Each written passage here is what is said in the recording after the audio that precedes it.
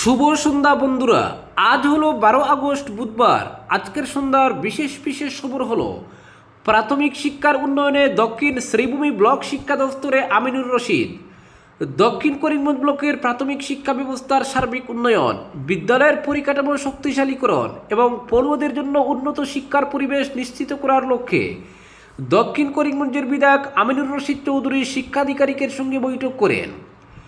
মঙ্গলবার শিক্ষা বিভাগের আধিকারিকদের সঙ্গে বৈঠকে তিনি এলাকার প্রাথমিক বিদ্যালয়ের বর্তমান পরিস্থিতি ও উন্নয়নের প্রয়োজনীয়তা নিয়ে বিস্তারিত আলোচনা করেন।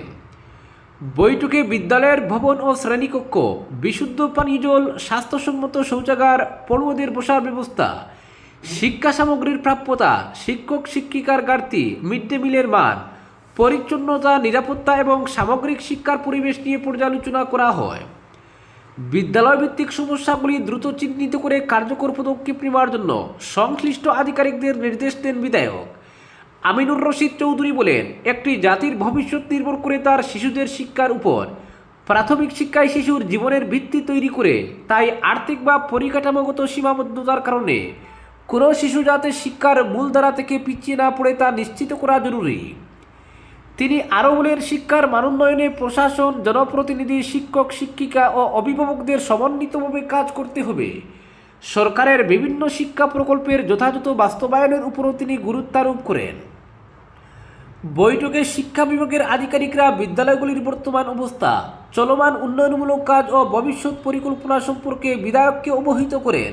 প্রাথমিক শিক্ষাকে আরও আধুনিক, অন্তর্ভুক্তিমূলক ও পড়ুয়া বান্ধব করে গড়ে তুলতে ধারাবাহিকভাবে উদ্যোগ নেওয়া হবে বলে জানান বিধায়ক।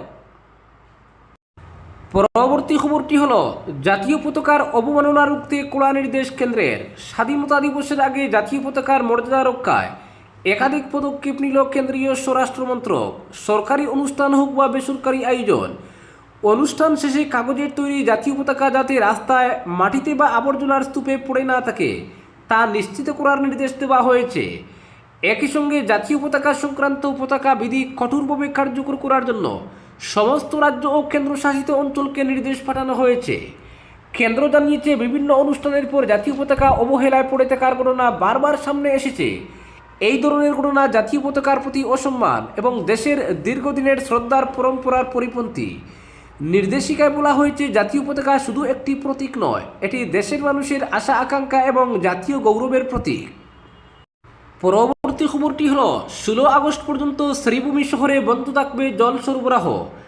জনস্বাস্থ্য কারিগরি বিভাগের শ্রীভূমি ডিভিশনের নির্বাহী বাস্তুকার এক বিজ্ঞপ্তি যুগে জানিয়েছেন যে শ্রীভূমি শহরের লঙ্গাই জল সরবরাহ প্রকল্পে আকস্মিক কিছু যান্ত্রিক গোলযোগ দেখা দেওয়ায় 16 আগস্ট পর্যন্ত শহরে জল সরবরাহ অনিয়মিত থাকবে।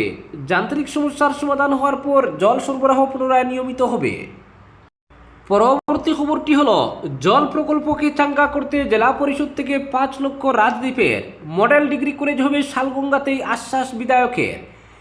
শালগঙ্গাতে হচ্ছে মডেল ডিগ্রি কলেজ। এখানে কলেজ হলে বৃহত্তর শালগঙ্গা কুম্বা এলাকার ছেলেমেয়েরা উপকৃত হবে। শালগঙ্গা জল সরবরাহ প্রকল্প পরিদর্শনে এসে এমনই আশার বাণী শোনালেন উদারবন্দের বিধায়ক রাজদীপ গোয়ালা।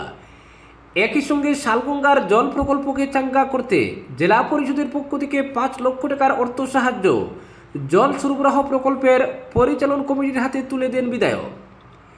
এক সংক্ষিপ্ত সভার আয়োজন করে শালগঙ্গা জল সরবরাহ প্রকল্প পরিচালন কমিটি প্রাক্তন শিক্ষক সুনীল নন্দীর পৌরোহিত্যে সভায় বিধায়ক রাজদীপ গোয়ালাকে পরিচালন কমিটির পক্ষ থেকে সংবর্ধনা জানানো হয়। সভার উদ্দেশ্য ব্যাখ্যা করে স্বপন চক্রবর্তী বলেন, শালগঙ্গা এলাকায় পানীয় জলের একমাত্র মাধ্যম হলো এই জল সরবরাহ প্রকল্পটি। 1983 সালে এই প্রকল্পটি নির্মাণ করা হয়েছিল। মোট 2টি জলের ট্যাঙ্ক বা রিজার্ভার নির্মাণ করা হয়। সেই 30-40 বছর থেকে একই রিজার্ভার দিয়ে জল সরবরাহ চলছে। বর্তমানে এই রিজার্ভার দুটি একেবারে অকেজো হয়ে পড়েছে, যে কোনো সময় ভেঙে পড়তে পারে। প্রতিদিন শালগঙ্গায় জল সরবরাহ করতে 5 লক্ষ লিটারেরও বেশি জলের প্রয়োজন পড়ে। তাই কোনো কারণে যদি রিজার্ভার ভেঙে পড়ে তাহলে বৃহত্তর শালগঙ্গা এলাকায় পানীয় জলের বিরাট সংকট দেখা দেবে। ফলে অতি সত্বর এই জল সরবরাহ প্রকল্পের নতুন রিজার্ভার নির্মাণ করতে হবে। মুখ্য অতিথি হিসাবে বক্তব্য রাখতে গিয়ে বিধায়ক রাজদীপ বলেন, এই জল সরবরাহ প্রকল্পটি অনেক পুরনো শুনেছি। পানীয় জলের রিজার্ভারগুলো আমি দেখেছি। আমারও মনে হয়েছে একটি রিজার্ভারের প্রয়োজন রয়েছে। তবে 2-3 লক্ষ লিটারের জলের রিজার্ভার নতুন করে নির্মাণ করতে অনেক টাকার প্রয়োজন। স্থানীয়দের পক্ষ থেকে বিধায়কের কাছে এদিন দাবি করা হয় শালগঙ্গা এলাকায় একটি মডেল কলেজ নির্মাণ করার জন্য। বিধায়ক জানান, গত কয়েকদিন আগে শিক্ষামন্ত্রী ডক্টর রনজ পেগু তাকে জানিয়েছেন উদারবন্দে একটি নতুন ডিগ্রি কলেজ নির্মাণ করা হবে। তিনি সিদ্ধান্ত নিয়েছেন এই ডিগ্রি কলেজটি শালগঙ্গা এলাকায় করা হবে। পরবর্তী খবরটি হলো, লালকেল্লায় প্রথমবার স্বাধীনতা দিবসের পতাকা উত্তোলনের আগে গাওয়া হবে বন্দে মাতরম। এবারের স্বাধীনতা দিবসে লালকেল্লার অনুষ্ঠানে থাকছে বিশেষ চমক। স্বাধীনতা দিবসের সরকারি অনুষ্ঠানে এই প্রথমবার জাতীয় পতাকা উত্তোলনের আগে গাওয়া হবে বঙ্কিমচন্দ্র চট্টোপাধ্যায়ের বন্দে মাতরম। এরপর পরিবেশিত হবে জাতীয় সঙ্গীত জনগণ মন। বন্দে মাতরমের 150 বছর পূর্তি উপলক্ষে এই বিশেষ আয়োজনের সিদ্ধান্ত নিয়েছে কেন্দ্র। নয়াদিল্লিতে সাংবাদিক বৈঠকে প্রতিরক্ষা সচিব রাজেশ কুমার সিং জানান, স্বাধীনতা সংগ্রামের সময় দেশবাসীকে ঐক্যবদ্ধ ও অনুপ্রাণিত করেছিল বন্দে মাতরম। সেই ঐতিহাসিক উত্তরাধিকারকে সম্মান জানাতে এবার লালকেল্লার অনুষ্ঠানে জাতীয় গানটি বিশেষভাবে পরিবেশনের সিদ্ধান্ত নেওয়া হয়েছে। উল্লেখ্য, প্রতি বছর স্বাধীনতা দিবসে লালকেল্লায় প্রধানমন্ত্রী জাতীয় পতাকা উত্তোলন করেন। এরপর জাতীয় সঙ্গীত পরিবেশিত হয়। তবে এবার সেই প্রচলিত ক্রমে পরিবর্তন আনা হচ্ছে। পতাকা উত্তোলনের আগেই গাওয়া হবে বন্দে মাতরম, আর পতাকা উত্তোলনের পর বাজবে জনগণ মন। জানা গিয়েছে, এবার লালকেল্লার অনুষ্ঠানে আমন্ত্রিত হয়েছেন অতিথি বিশিষ্ট ব্যক্তি পড়ুয়া সহ 27,000-এরও বেশি মানুষ। এবারের স্বাধীনতা দিবসের অনুষ্ঠানের থিম হল যুব শক্তি। দেশের তরুণ প্রজন্ম এবং শিক্ষার্থীদের ভূমিকা তুলে ধরার পাশাপাশি বিকশিত ভারত গঠনে তাদের অবদানের উপর বিশেষ গুরুত্ব দেওয়া হবে। সাম্প্রতিক সময়ে দেশের বিভিন্ন প্রান্তে ছাত্র যুব আন্দোলনের আবহে স্বাধীনতা দিবসের মূল অনুষ্ঠানে যুবশক্তিকে সামনে আনার সিদ্ধান্ত যথেষ্ট তাৎপর্যপূর্ণ বলে মনে করছেন রাজনৈতিক পর্যবেক্ষকদের একাংশ। বিশেষ করে নিট প্রশ্ন ফাঁসের অভিযোগকে কেন্দ্র করে দিল্লি সহ দেশের বিভিন্ন জায়গায় ছাত্রদের আন্দোলন হয়েছে। সেই আবহে তরুণ সমাজের উদ্দেশ্যে প্রধানমন্ত্রী নরেন্দ্র মোদীর একাধিক বার্তা নিয়েও আলোচনা হয়েছে। ফলে লালকেল্লার মঞ্চে তরুণ প্রজন্মকে বিশেষ গুরুত্ব দেওয়ার বিষয়টি নজর কেড়েছে। পরবর্তী খবরটি হলো, কোন মহিলা কি পোশাক পরবেন তা একান্তই তার ব্যক্তিগত সিদ্ধান্ত। পর্যবেক্ষণ দিল্লি হাইকোর্টের। কোন মহিলা কি পোশাক পরবেন তা একান্তই তার ব্যক্তিগত সিদ্ধান্ত।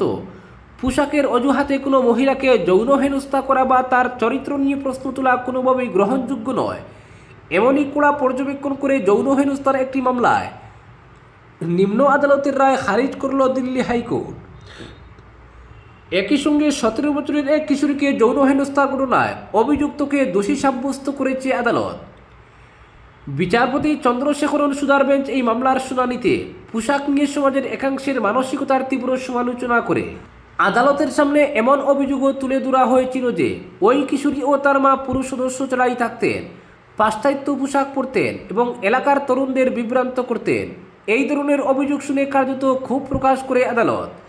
হাইকোর্ট স্পষ্ট জানায়, কোনো মেয়ে বা মহিলা কি পোশাক পরবেন তা তার ব্যক্তিগত পছন্দ।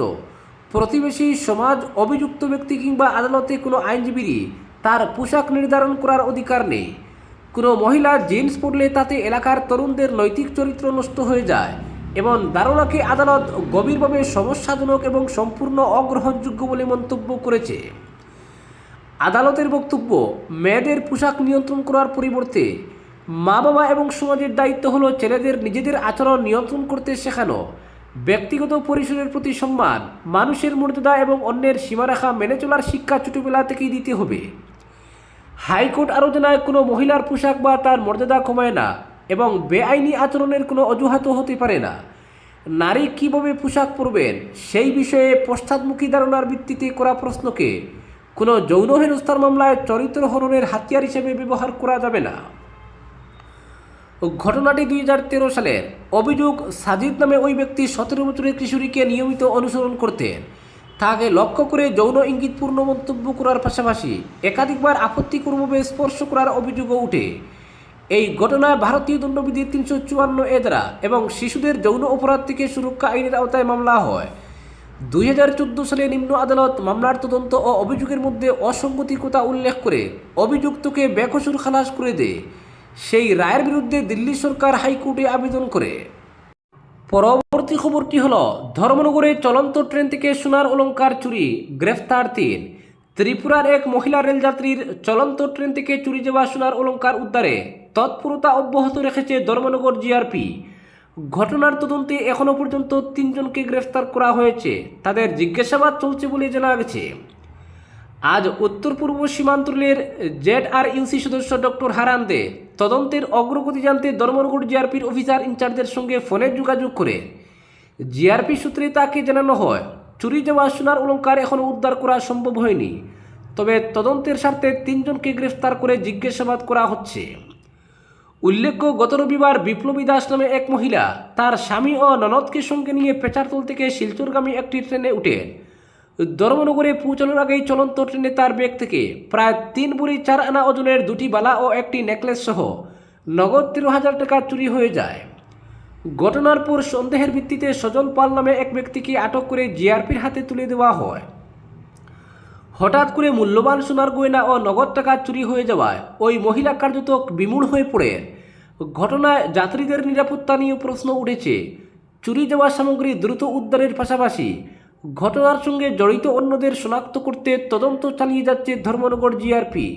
আজকের বিশেষ সংবাদ এখানেই সমাপ্ত।